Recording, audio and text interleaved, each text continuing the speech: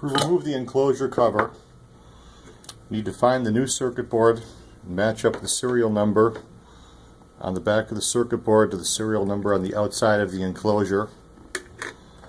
We'll remove the old board by first removing these 4 screws.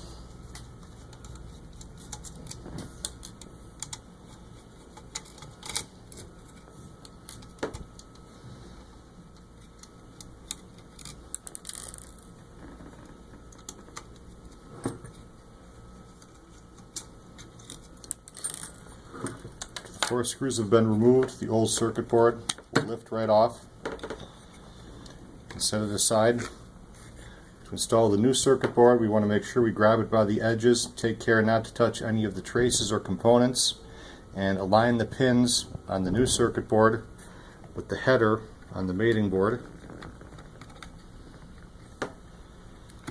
Press down, and we'll replace all 4 screws.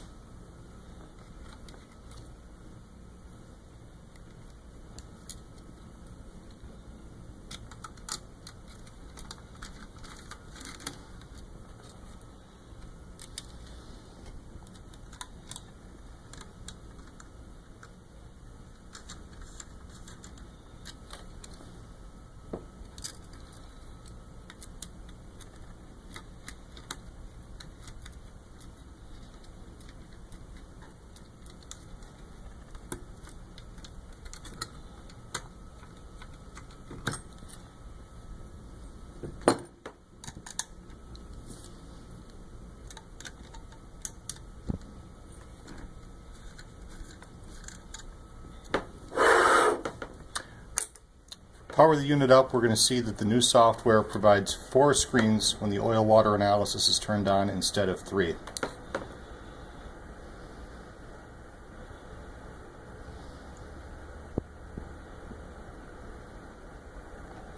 First screen is mass flow, top line is mass flow rate, bottom line is net mass flow.